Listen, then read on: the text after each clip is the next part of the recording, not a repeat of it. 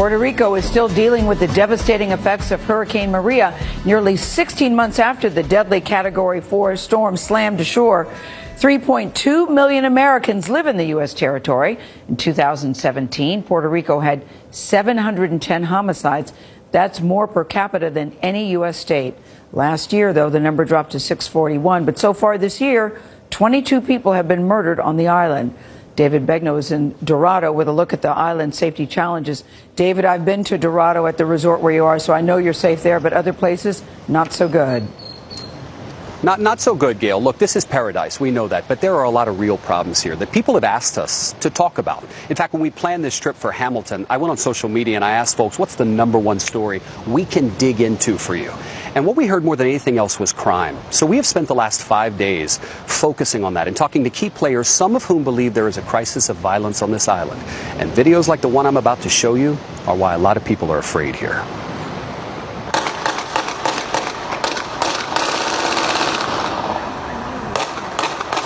This is not a war zone. It's San Juan, Puerto Rico, last Sunday. Gunfire erupted in an area frequented by tourists near the airport. A man is killed in the middle of the street by a gunman who shoots him again as the driver flees. The next day, 2 brothers were shot when a driver pulled up and opened fire in broad daylight. Then Wednesday, a gunman walked up to a man in his car at a gas station in Dorado and killed him at 8:40 in the morning. Do you feel safe walking down the street at night? No, definitely not. Kira Nieves Pearson walked with us through the tourist area of Condado. She used to live here. It's not even perception. It's literally, it's my husband getting held up at gunpoint. It's my mom getting carjacked. You know, it's everybody that I love has been a victim, and it's happened here. Douglas Leff is the top FBI official in Puerto Rico. He says the island is facing a crisis of violence. What percentage of homicides here on the island are gang-related? Sadly, it's pretty close to 100%. Leff told us the motives behind almost every killing are money, survival, and drugs. They could send the entire FBI down here and they would still be overworked. That's just the situation that we have here. You can now go to a precinct and sometimes you only find 1 police officer. Colonel Michelle Fraley was the superintendent of the Puerto Rico Police Department in 2017 during Hurricane Maria. She asked if one of our armed security guards would escort her to our interview because she doesn't go outside after 6 p.m. Personally, at night, I don't leave my house unless it's an emergency that I have to go to the hospital.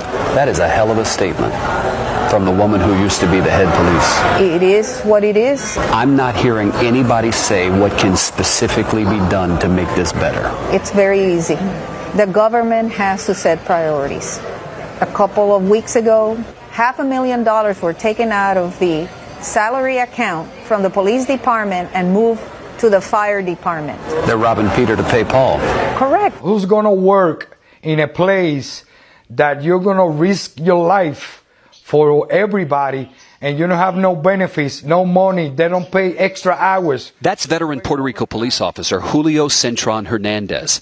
He's planning to resign in June, but for now, he's using his paid time off to work at a warehouse in Florida. I'm talking about thousands of co-workers. They've been resigning, and they've been jumping to United States to find some work, decent work, with benefits. How many police officers have left the force in the last 10 years? 10,000.